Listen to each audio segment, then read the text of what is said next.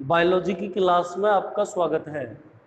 मैं पिछले एक दो रोज से आपको बायोलॉजी के first chapter reproduction in angiospermal plant ये चल रहा है। आज जहाँ तक है ये थोड़ा सा ख़त्म हो जाएगा, ठीक है। कल अपनी कहानी मैं कह रहा था कि मैं एक बार दोबारा से बताऊंगा। कृत्रिम कायिक प्रवर्धन, इसके बारे में अब शुरू कर रहे हैं, ठीक है। कृत्रिम कायिक प्रवर्धन अलैंगिक जनन की या कायिक प्रवर्धन की वह क्रिया है जिसमें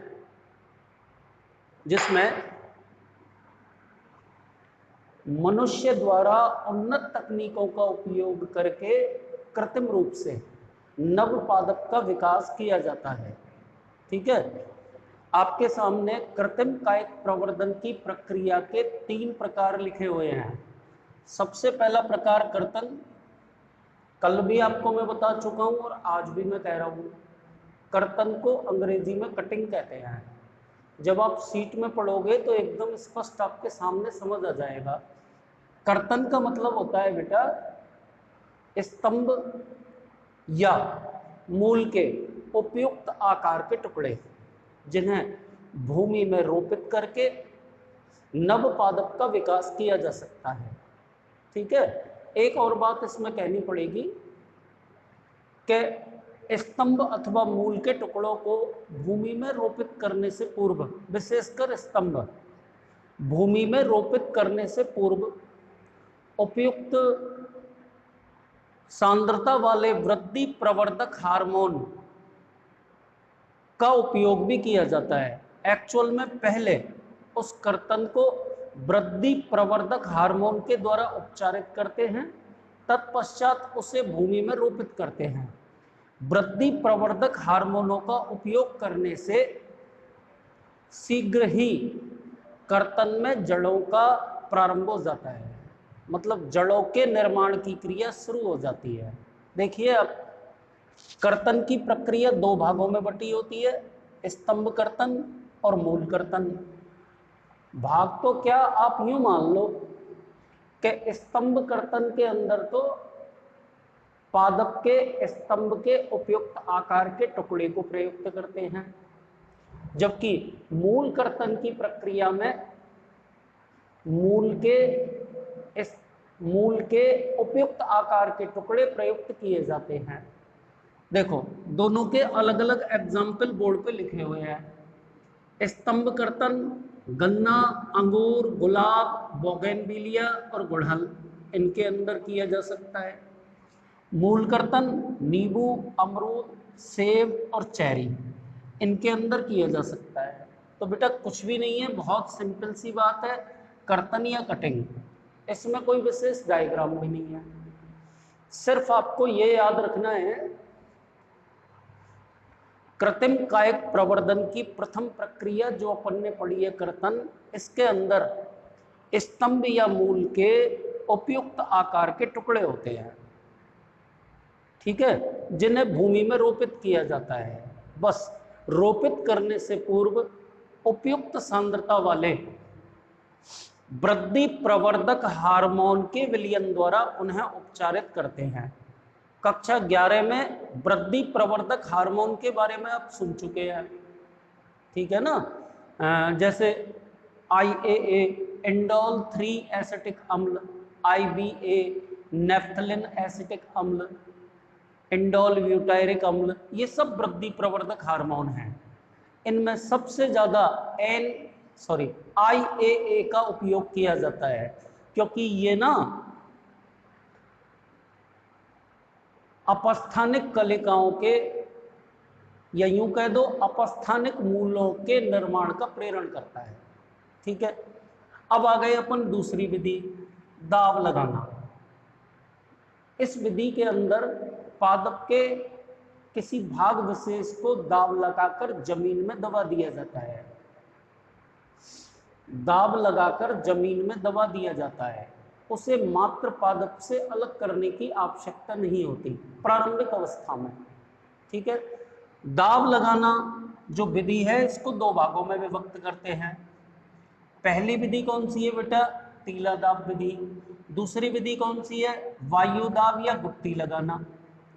टीला दाब विधि चमेली और मोगरा के अंदर, वायु दाब विधि या गुट्टी लगाना लीची और अनार के अंदर।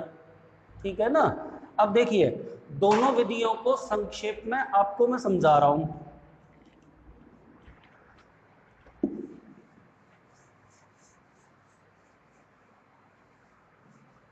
जैसे बेटा पहले अपन टीला दाब विधि के बारे में पढ़ते हैं, ठीक है ना, बहुत सरल है, कुछ भी नहीं। ये जो विधि है अपेक्षाकृत छोटे आकार के वृक्षों में होती है, या यूं कह दो कि वे वृक्ष जो छोटे आकार के होते हैं या झाड़ी नुमा होते हैं उनके अंदर इस विधि का उपयोग किया जाता है।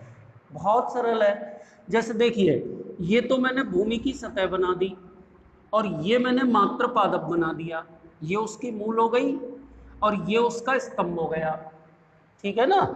स्तंभ कई बार ये शाखित हो गया बेटा, स्तंभ से बहुत सारी शाखाएं निकल गई। अब क्या करते हैं, टीला दाब विधि के अंदर पृथ्वी के निकटवर्ती शाखाओं को भूमि में दबा दिया जाता है।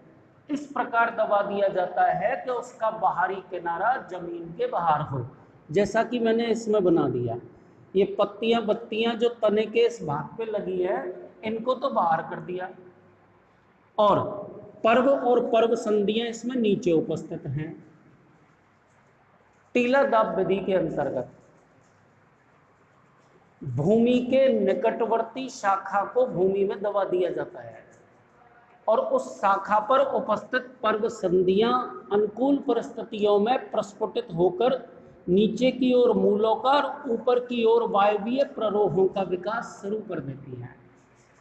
एग्जाम्पल आपके सामने लिखाई है, चमेली एंड मोगरा। दूसरी विधि कौन सी लिखी है? वायुदाब या गुट्टी लगाना।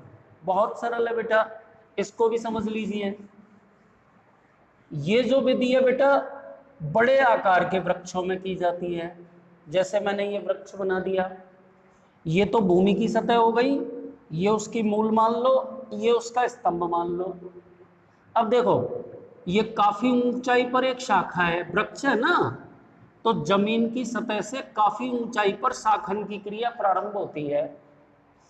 तो क्या करते हैं, पहले तो शाखा के एक भाग विशेष को वलय के रूप में छील लेते हैं चारों तरफ से, उसकी छाल को हटा देते हैं। ठीक है। इसके बाद इसके ऊपर या तो मोस या रुई या गीली मिट्टी लपेट दी जाती है, इसके ऊपर लपेट दिया। इसी प्रक्रिया को बोलते हैं गुट्टी लगाना। इसके पश्चात क्या करते हैं, इस शाखा के जस्ट ऊपर वाली शाखा के ऊपर एक मटकी बना दी जाती है। बना क्या, मटकी लगा दी जाती है। मटकी के पैंदे में एक छिद्र कर देते हैं, मटकी के अंदर पानी भर देते हैं, पानी भर दिया, और बेटा यहां से एक सूतली छिद्र से होकर के इस मूलित की हुई शाखा के ऊपर लटका देते हैं। तो बेटा आप भी समझ सकते हैं कि मटकी से निरंतर जल इस मूलित की जाने वाली शाखा के ऊपर आता रहता है जहां पर आपने गुट्टी लगाई है। ठीक है ना। उससे क्या होगा बेटा, ये हमेशा नम बना रहेगा। कुछ समय पश्चात एक निश्चित दिन के पश्चात, हाँ आप ऐसे कह दीजिए 2, 4, 6 दिन के पश्चात इस शाखा का मूलन हो जाएगा। इसके पश्चात आप इस शाखा को पादप से पृथक करके भूमि में रोपित कर सकते हैं, और जब आप इसे भूमि में रोपित करेंगे तो इसमें नीचे की ओर अपस्थानिक मूलों का और ऊपर की ओर वायवीय प्ररोहों का विकास हो जाएगा। तो बेटा ये प्रक्रिया दोहराई जाती है किनमें, लीची और अनार में। ठीक है ना। तो दोनों प्रक्रिया मैंने आपको बता दी, एक तो टीला दाब विधि और दूसरी वायु दाब विधि। आपको याद रखना पड़ेगा कि टीला दाब विधि तो प्रयुक्त की जाती है अपेक्षाकृत कम ऊंचाई वाले पादपों में, ठीक है ना, उनमें पादप की भूमि के निकट वाली शाखा को भूमि में दबा देते हैं, सुन लिया, और उस शाखा पर उपस्थित पर्व संधियों से अपस्थानिक मूल और वायवीय प्ररोहों का प्रवर्धन शुरू किया जा सकता है। और बेटा जो दूसरी विधि पड़ी वायुदाब या गुट्टी लगाना, इस विधि के अंदर बहुत सरल है बेटा, इस विधि के अंदर अपेक्षाकृत अधिक ऊंचाई वाले पादपों को प्रयुक्त करते हैं। उनकी शाखा पर सबसे पहले तो गुट्टी लगाई जाती है। गुट्टी लगाना मैं आपको बता ही चुका हूं। गुट्टी लगाने वाली प्रोसेस में क्या होता है बता चुका हूं। पादप की शाखा की छाल को वलय के रूप में हटाकर उसे गीली मिट्टी, रुई अथवा मोस से ढक दिया जाता है, लपेट देते हैं उसके चारों तरफ। ऊपर एक मटकी बांधकर मटकी में पानी भर देते हैं और मटकी से एक सूतली पिरोकर मूलित की गई शाखा के ऊपर टांग देते हैं। तो उससे ये प्रोसेस इतना सारा क्यों किया गया है, ताकि वो मूलित की गई शाखा नम बनी रहे। कुछ दिनों के पश्चात उस शाखा को वहां से काट करके भूमि में रोपित कर देते हैं, तो वहीं से एक नव पादप का विकास हो सकता है। आगे चलिए बेटा, तीसरी विधि पे आ गए। तीसरी विधि आपके सामने क्या लिखी है, रोपण। क्या लिखी है बेटा, रोपण। और रोपण वाली प्रोसेस के अंदर क्या होता है, देखो, दो पादपों को जोड़ने की कला रोपण कहलाती है। बहुत सरल है बेटा। इसमें बेसिकली एक मुख्य बात होती है, देखो ये आपके सामने मैंने दो पादप बना दिए बेटा, ध्यान से देखना बोर्ड पे, दो पादप बना दिए। एक जो पादप है वो तो है निम्न गुण वाला पादप, निम्न गुण वाले पादप को तो अपन बोलते हैं स्कंद। और एक बेटा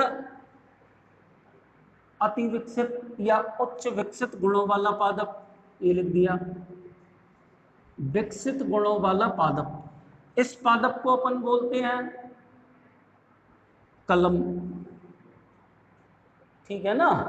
तो इस प्रक्रिया के अंदर क्या करते हैं, निम्न गुण वाले पादप यानी कि स्कंद को तो आधार मानते हैं जनरली, और बेटा जो विकसित गुणों वाला पादप है जिसको अपन कलम कहते हैं, उस पादप की कलम या कलिका का इस स्कंद वाले भाग पर रोपण कर दिया जाता है। एक्चुअल में दो अलग अलग प्रकार के पादपों को जोड़ने की क्रिया ग्राफ्टिंग कहलाती है, ठीक है ना। और इस प्रक्रिया को अपन चार भागों में विभक्त करते हैं, और चारों के चारों भाग बेटा बहुत इजी हैं, कोई इनमें संशय नहीं है, बहुत सरल है। देखो मैं कह रहा हूं, देखिए जैसे अपन पहला जिभ्यारोपण पढ़ रहे हैं, इसमें क्या करते हैं, स्कंद में तो इस प्रकार से, इस प्रकार से खांच बनाई जाती है, और इसी प्रकार की खांच कलम में बनाई जाती है, और दोनों को कसके और बांध देते हैं, ठीक है ना।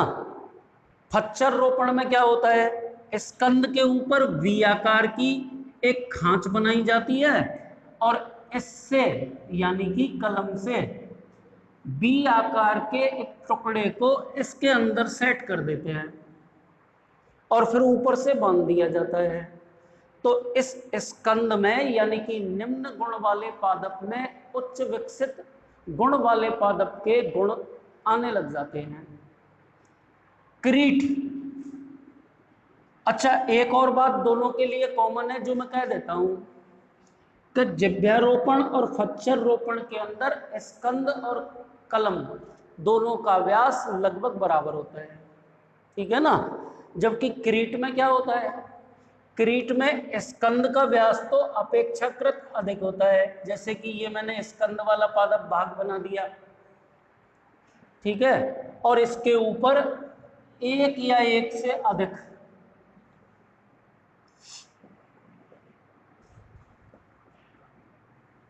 एक या एक से अधिक कलिकाएं रोपित की जा सकती हैं, ठीक है।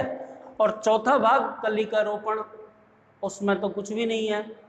टी आकारीय कलिका को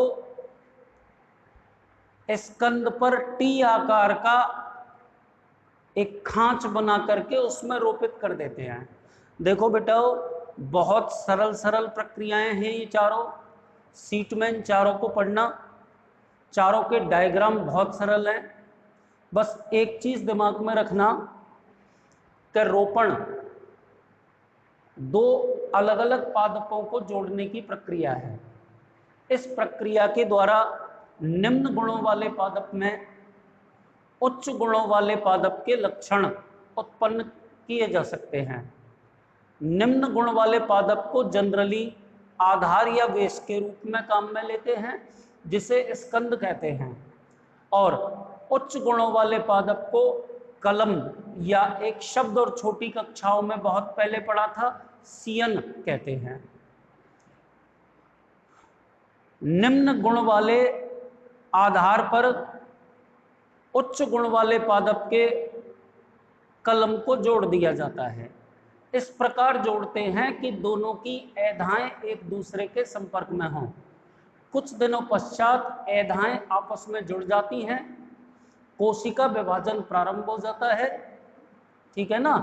कोशिका विभाजन प्रारंभ हो जाता है, दोनों अलग अलग गुणों वाले पादपों के संवहन ऊतक आपस में जुड़ जाते हैं और जुड़ने के पश्चात एक नए पादप का विकास कर सकते हैं।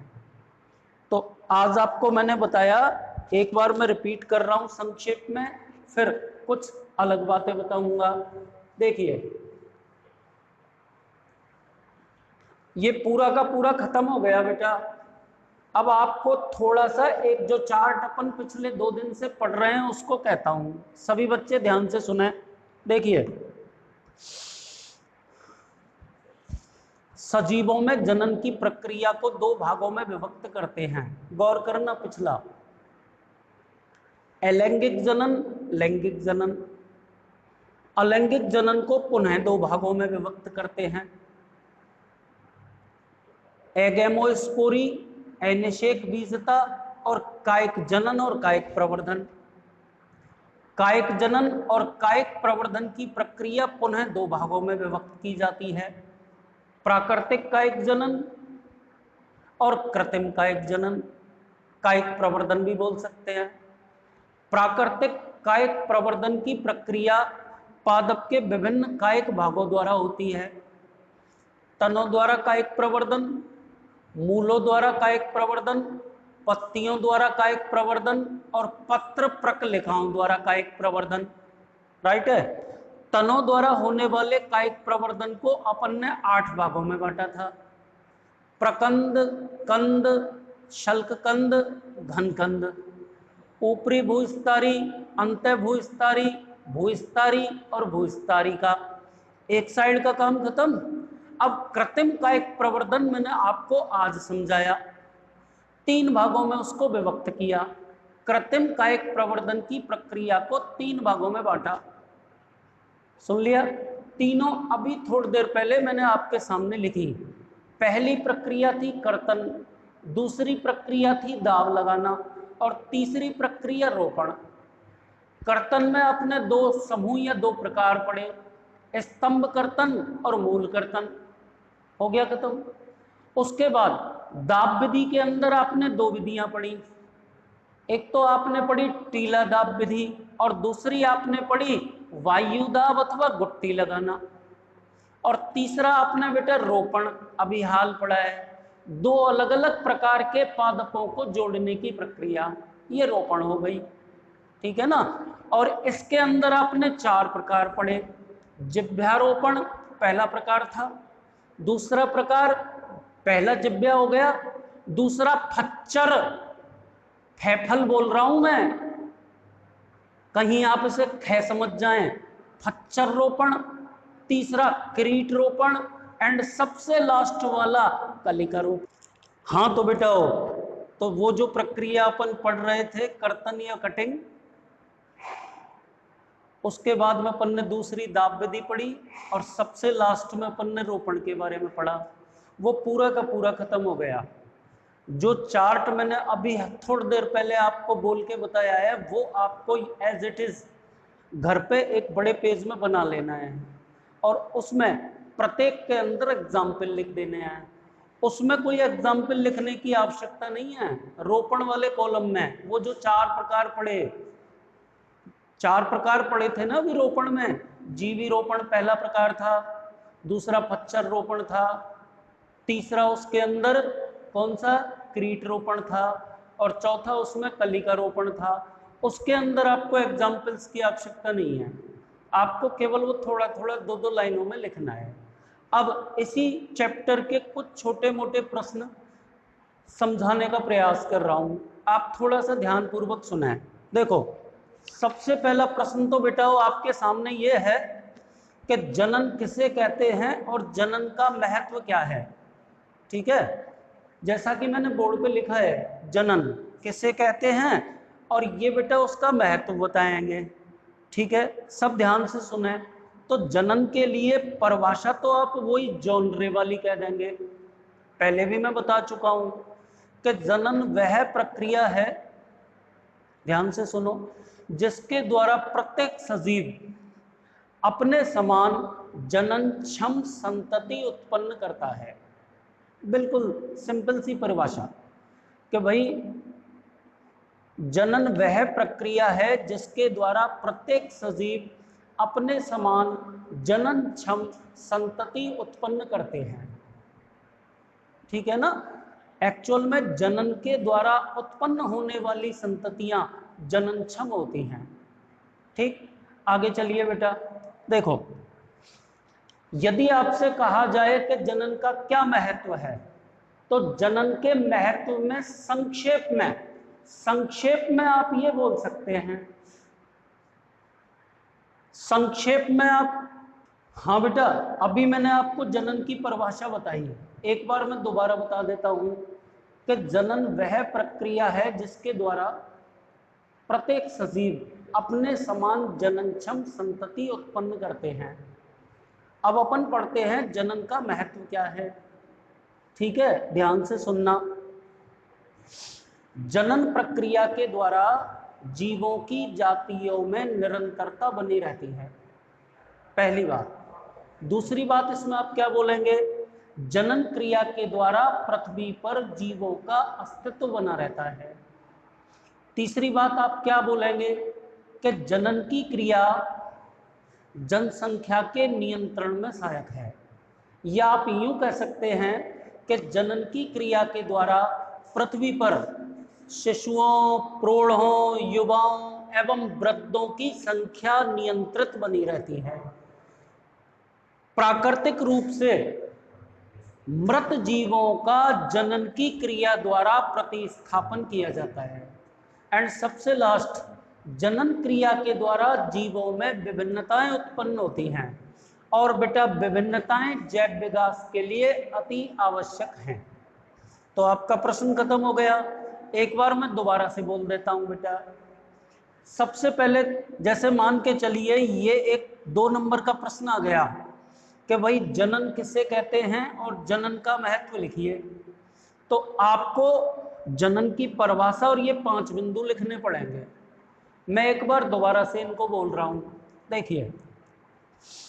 जनन वह क्रिया है जिसके द्वारा प्रत्येक सजीव अपने समान जननक्षम संतति उत्पन्न करने की क्षमता रखता है।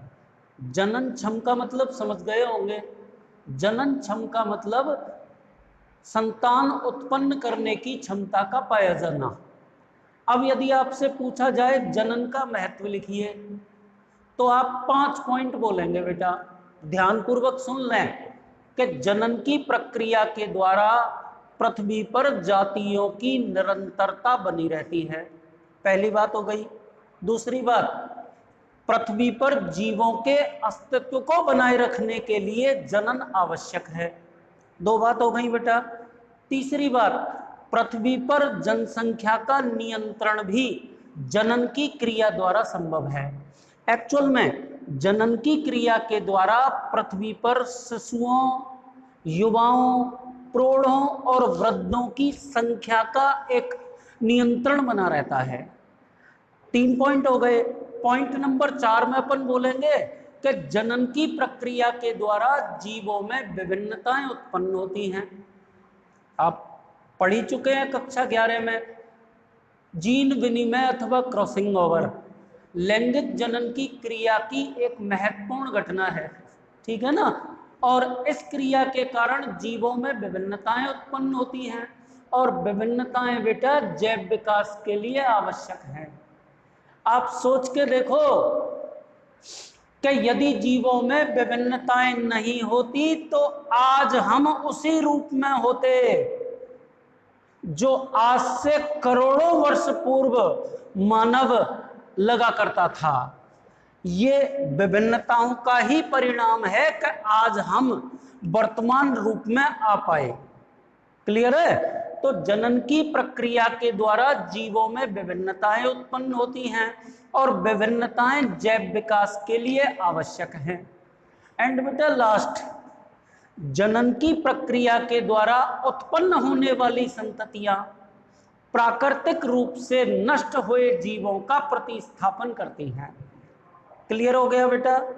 एक छोटी सी बात और मैं कह रहा हूं कि यदि आपसे 1 नंबर का प्रश्न पूछा जाए कि जनन का महत्व लिखिए, तो आप ये 3 शब्द याद रख लेंगे कि जातियों की सततता के लिए, जीवों में विभिन्नता उत्पन्न करने के लिए, और आनुवंशिक संगठन की वंशागति के लिए जनन आवश्यक है। 3 शब्द बेटा। कौन कौन से 3 शब्द मैं दोबारा बोल रहा हूं, ये आप ऐसे ही याद रख लेना। सततता, सततता का मतलब कंटिन्यूटी, मतलब लगातार होना। विभिन्नता और आनुवंशिक संगठन की वंशागति। एक बार दोबारा मैं बता रहा हूं। मान के चलिए ये एक छोटा सा प्रश्न आ गया कि जनन का महत्व लिखिए और 1 नंबर का है, तो आप इसमें क्या बोलेंगे बेटा? 3 बातें केवल। सततता पहली बात, दूसरी बात विभिन्नता, और तीसरी बात आनुवंशिक संगठन की वंशागति। अब इसको आप एक लाइन में बोल दीजिए कि जनन की क्रिया के द्वारा जातियों में सततता, जीवों में विभिन्नताएं एवं आनुवंशिक संगठन की वंशागति होती है। सबके समझ में आ गया होगा? तो ये दोनों प्रश्न, दो क्या प्रश्न तो एक ही है, मैं जहां तक समझता हूं आपके समझ में आ गया होगा। ठीक है, आगे चलिए। अब बेटा इधर आइए, बोर्ड पे लिखा हुआ है एक छोटा सा प्रश्न, मैं बोल रहा हूं, आप सुने और समझें कि भाई जनन की श्रेष्ठ विधि कौन सी है और क्यों। ठीक है बेटा? तो बेटा ये प्रश्न इसलिए बना, देखो ये प्रश्न पहले बोर्ड के एग्जाम में आ चुका है, इसलिए मैं आपको इसे समझा रहा हूं कि जनन आपने पढ़ा है 2 प्रकार का होता है, लैंगिक जनन और अलैंगिक जनन। ठीक है ना? अब इन दोनों में से हमको बताना है कि जनन की श्रेष्ठ विधि कौन सी है और क्यों है। ठीक है बेटा?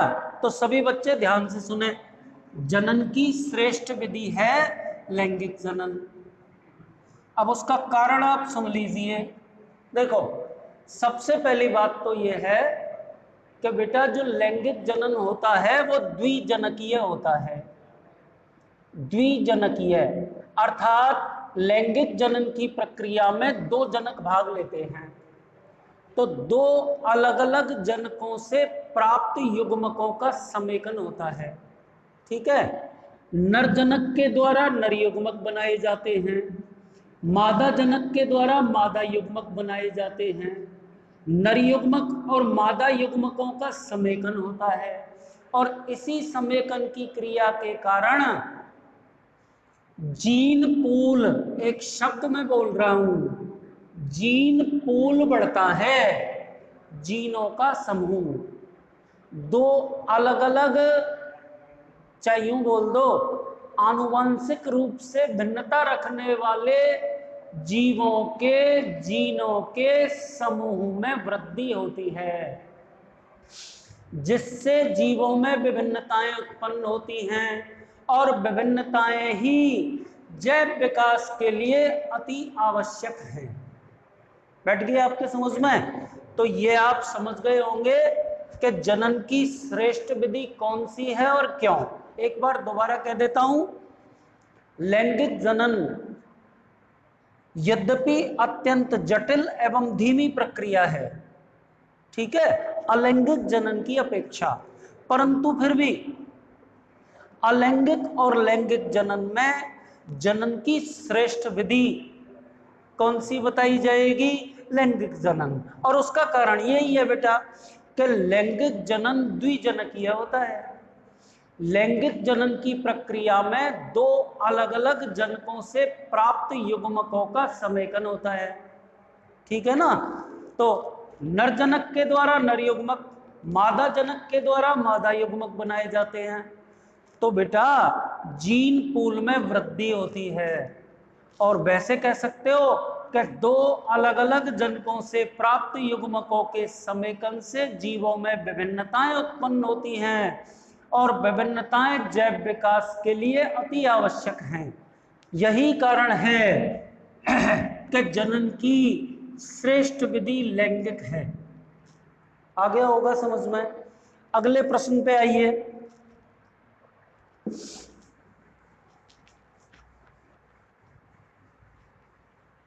प्रश्न नंबर नेक्स्ट बेटा, ये भी मैंने आपको बता दिया कि जनन की श्रेष्ठ विधि कौन सी है और क्यों। जरा बताना, जनन की श्रेष्ठ विधि क्यों, कौन सी बताओगे? लैंगिक जनन। क्यों है बेटा? इसलिए है क्योंकि इसमें नर तथा मादा जनकों से प्राप्त युग्मकों का समेकन होता है, जीन पूल में वृद्धि होती है, और जीन पूल में वृद्धि होने के कारण जीवों में विभिन्नताएं डेवलप होती हैं, और विभिन्नताओं के कारण ही जैव विकास संभव हो पाता है। अगले प्रश्न पे आइए बेटा। अर्धसूत्री विभाजन और युग्मक जनन बोर्ड के एग्जाम में आ चुका है। अर्धसूत्री विभाजन एवं युग्मक जनन एक दूसरे से संबंधित होते हैं, क्यों? बहुत सरल प्रश्न है, देखिए इधर। युग्मक जनन, युग्मक जनन की क्रिया बेटा जनदों में होती है। किन में होती है? जनदों में। और जनन, जनद किसे कहते हैं बेटा? वृषण और अंडाशय को कहते हैं, ठीक है ना। नर के अंदर तो जनद वृषण पाया जाता है, और मादा के अंदर जनद अंडाशय पाया जाता है, ठीक है ना।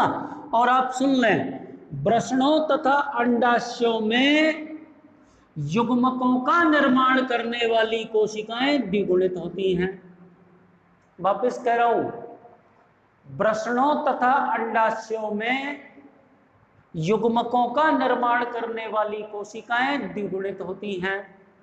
और बेटा आप खूब अच्छी तरह से जानते हैं कि नर और मादा युग्मक अगुणित होते हैं।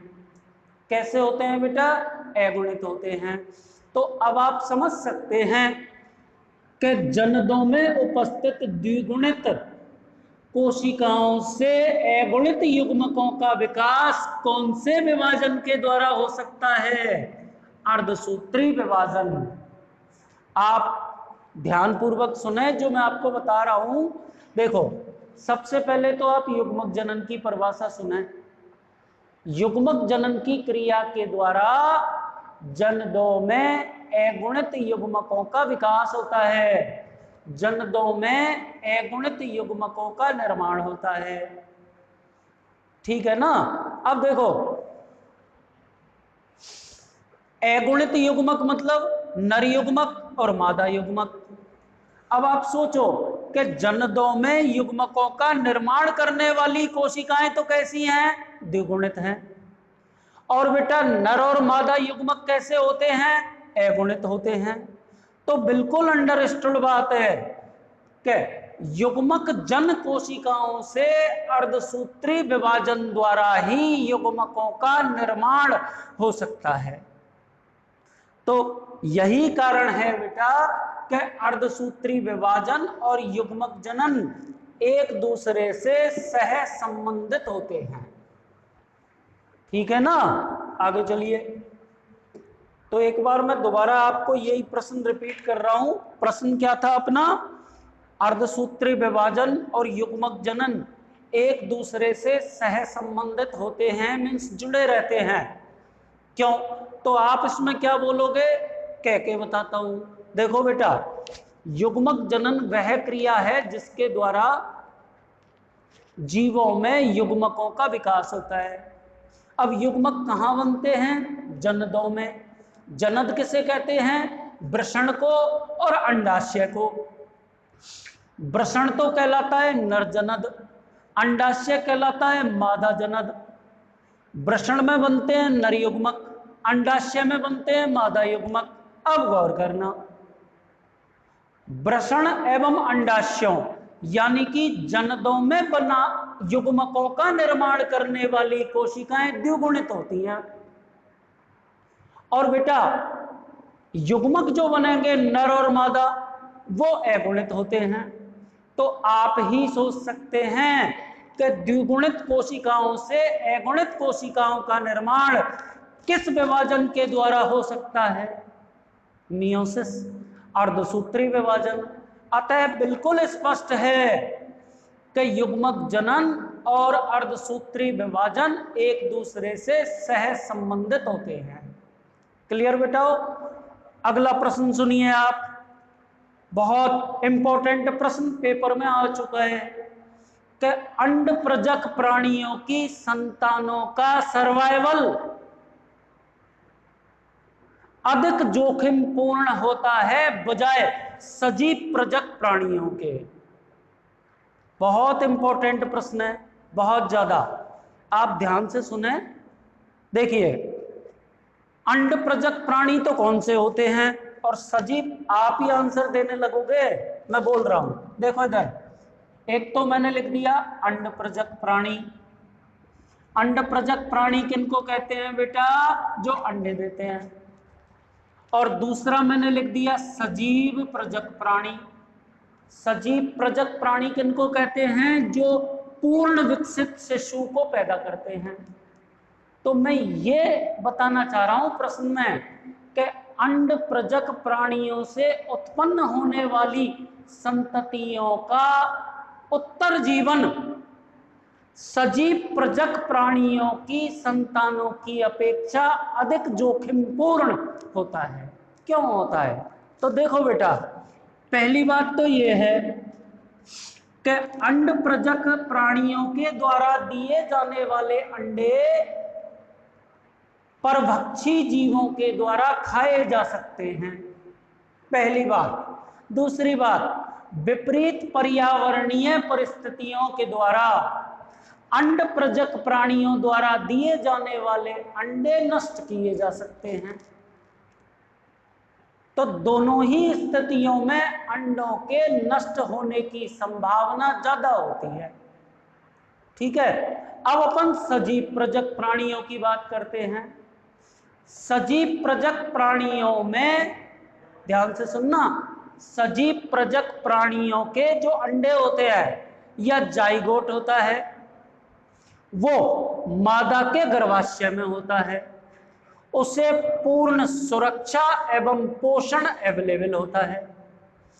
उसके ऊपर विपरीत पर्यावरणीय परिस्थितियों का कोई प्रभाव नहीं पड़ता, पहली चीज। दूसरी बात कि उसको ना, चूंकि वो मदर के गर्भाशय में होता है, अतः उसे कंप्लीट सुरक्षा प्राप्त होती है। कंप्लीट मतलब, तो अब आप इन दोनों उदाहरणों से ये कह सकते हैं कि सजीव प्रजक प्राणियों की अपेक्षा अंड प्रजक प्राणियों द्वारा उत्पन्न होने वाली संततियों का उत्तर जीवन अधिक जोखिम पूर्ण होता है।